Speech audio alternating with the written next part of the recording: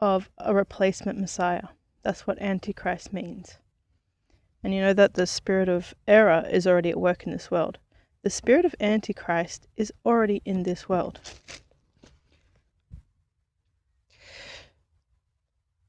So you might have already received the Antichrist spirit of error, which you receive if you forsake, rebel against, deny the Holy Covenant, the Ten Commandments. And that's who Satan gains intelligence with. Those who forsake the Holy Covenant. God's people keep the Holy Covenant, the Ten Commandments. They graft into spiritual Israel by keeping the covenants of promise. So the Ten Commandments and the Rainbow Covenant, which is eating biblically clean, not eating unclean animals, which still remains. But I wanted to read a couple scriptures, and there's a lot you can read about this.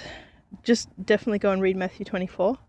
But basically, the short message is everyone's going to be deceived except the very elect. So if you're not the very elect, you're deceived.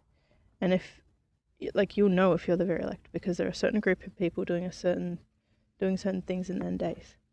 But let's go to 2 John. And I'm going to go from verse 6. And this is love, that we walk after his commandments.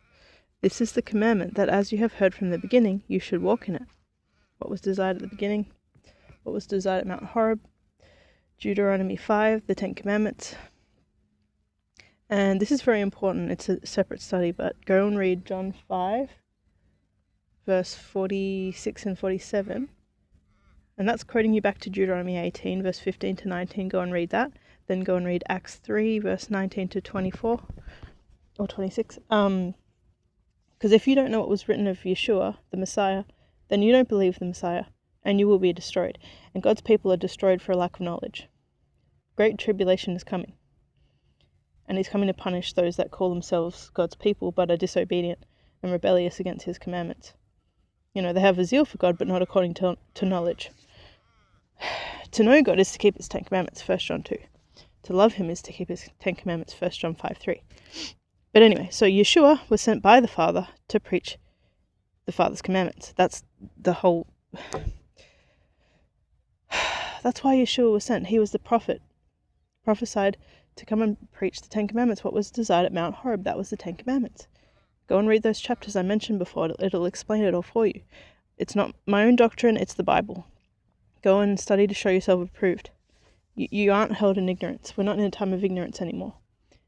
You have to go and make sure you know the truth, and you check what people are telling you, because everyone has been lied to in these end-days churches. They are all apostate. They've all fallen away from the truth. They're all teaching for doctrine and the commandments of men. They're teaching lies and fables. Well, that's what a fable is. Like, oh, we'll worship God by doing Christmas and Easter, but we won't keep the Ten Commandments, which is what he wants. If you love me, keep my commandments. If you have a problem with that, you're a tear, you're of the father the devil, and you're going into great tribulation, basically. So, heed this message. We're going to skip down to verse 10. If there come any unto you, and bring not this doctrine, receive him not into your house, neither bid him Godspeed. He that bids him Godspeed is partaker of his evil deeds. Because you become a partaker of their sins. Biblical love is warning your neighbor when they're in sin. That's the royal law, James 2 and Leviticus 19. You rebuke their sin because you are your brother's keeper. You love them, their soul as your own soul. As much as you care about your salvation, you should care for their salvation. If they claim to be a believer, and there's rules to rebuke women, you rebuke and teach other women that are believers. Very simply. But yeah, so if someone brings a different doctrine to what Yeshua came to preach, which basically is repent and keep the Ten Commandments, teach others to do so, if you read the Bible with wanting to understand, and pray that prayer, pray for God to reveal the truth to you, because he will. But you have to be genuine, you have to have the humble, contrite spirit.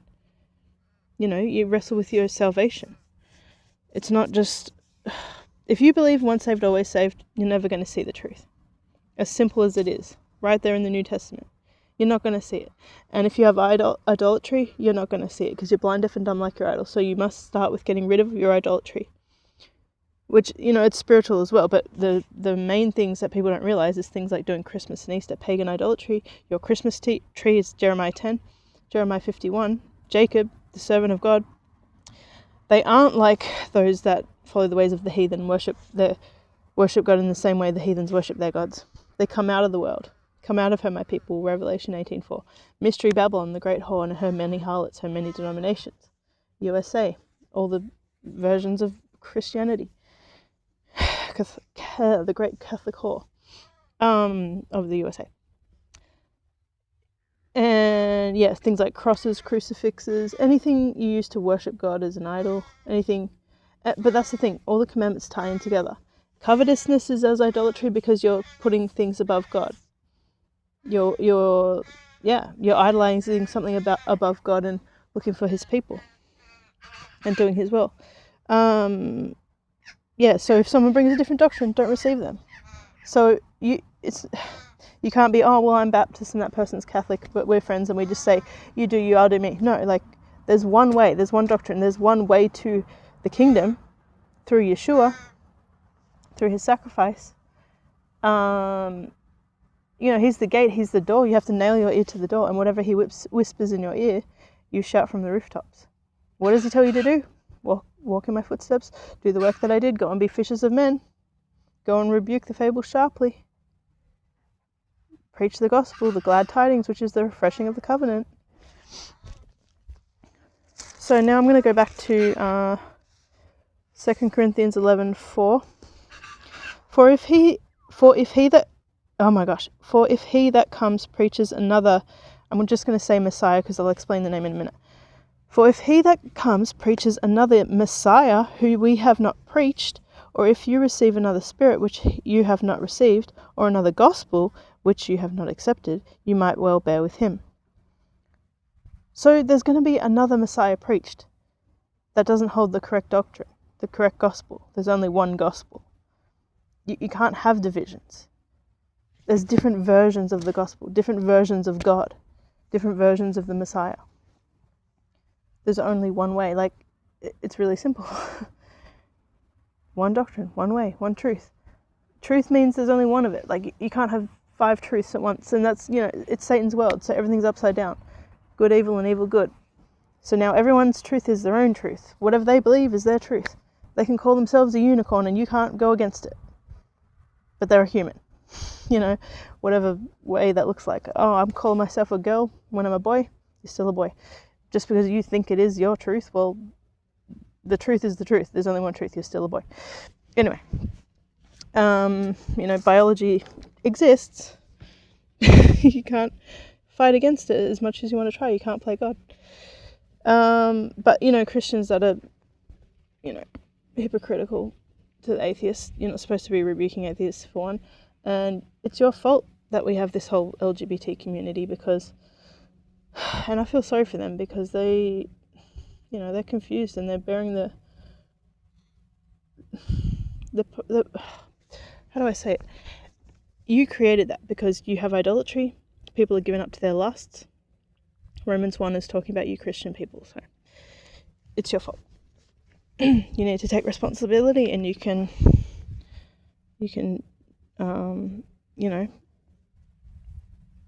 repent and not reverse what you did, but you can start preaching the gospel and teaching people how to keep God's commandments, to be free from demons and not have to go down that path and struggle, because a lot of people are like, oh well, I believe in God, but I'm gay, I can't be a gay Christian. I went through that. It's horrible. It's very confusing and heartbreaking, and it's just a result of sin, just like, sicknesses, diseases, wars. It's all judging the cause of the fatherless sin widow. It goes back to sin. But yeah, basically another Messiah is going to be preached. This false Messiah, Antichrist, replacement Messiah. Because it's just Jeremiah 23 and Isaiah 30. Go and read them. Because you have to read all scripture. It's all profitable for reproof, rebuke, and correction, I think it is. And you have to read line upon line, precept upon precept. If you don't connect scriptures, you're not going to understand anything. And that's the whole reason why pastors tell you, oh, don't worry about the Old Testament, that's been fulfilled. They don't want you to understand, because you'll wake up and realize they're lying to you, and they're written about in the Old Testament. But yeah, so you've got lying wolves in sheep's clothing pastors telling you smooth things, once saved, always saved, like just whatever they're preaching of their own vain imagination, not according to God's word. They weren't sent by God. If they were, they would have taught you to turn away from your iniquity, turn away from your sin. What is sin? 1 John 3:4, it's the transgression of the law, breaking of the 10 Commandments. The reason the world is getting worse and worse and worse, even though we have 2.4 billion Christians. Something's not lining up. There's a great falling away. There's not a great revival. The only revival is a small remnant rising up to warn the people before the end, just like Noah warning the people before the flood. This time it's a flood of fire. 2 Peter 3. But yeah, what was I saying? And yeah, so they lie to you with these false doctrines that sound good. You don't have to actually repent or change your ways or anything like that. And then Isaiah 30, that's what a lot of these people want. They say, oh yes, cause the Holy One of Israel to cease from before us. We don't want Jehovah, God of Israel, and his rules and his judgments. We want this newly created hippie Jesus, because he preaches, oh, we're just loved and we don't have to do anything. He paid it all. We don't have to keep the commandments. That's why he died. Bull crap. That is not what the Bible says at all. But that's what you want. You say the sea is sea, not tell us lies, tell us smooth things. Don't tell us to repent and stop sinning, stop breaking the commandments. Just tell us we're saved by believing in fairies. Yeah, well, the devils believe, and they're going, do they go to the kingdom? Even the devils believe, and they tremble at the authority of Jehovah. But yeah, just this went all over the place. I was trying to do a quick video. Basically, Yeshua is the Messiah. He comes in his Father's name, Jehovah. Yehoshua, the long form, means Jehovah is salvation. Yeshua in Hebrew is literally salvation. So who's Jesus? Yeshua in English is Joshua, just like the book of Joshua. Jesus is not the Messiah's name. We didn't even have the letter J back then. He was not being called that name in his time by people around him. But it's more than the name. It's the name, authority, and the doctrine behind it. Jesus preaches lawlessness. You can break the 10 Commandments. You're just loved anyway. Yeshua preaches the commandments of his Father, and that you must repent and keep the commandments. It's John 5:43. Let's read that quickly. Actually, we'll read a bit further back. John 5:42. But I know you that you have not the love of God in you. The love of God is the keeping of the 10 Commandments. Like I said, 1 John 5, 1 John 2. If you say you know him, you don't keep the commandments, you're a liar. No liar enters the kingdom. Revelation 22:14. I am come in my Father's name.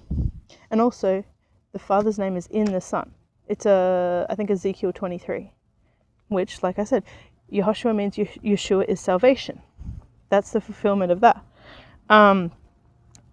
If another shall come in his own name, him you will receive. I wonder who's come in their own name claiming to be God. And why do we see this movement of Jesus is God now?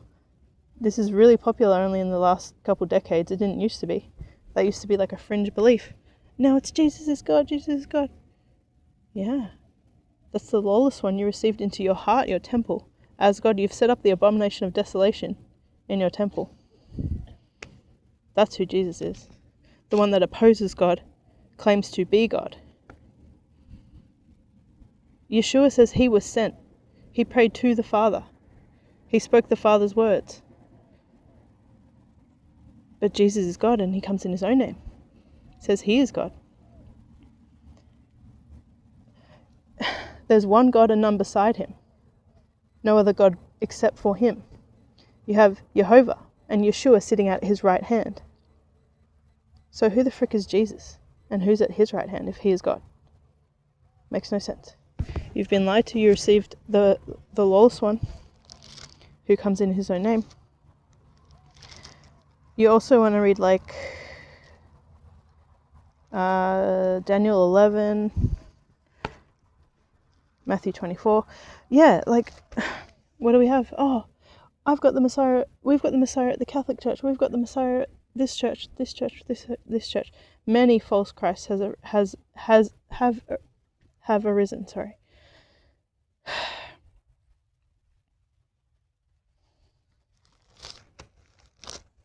Yeah, you want to read Matthew 24, definitely.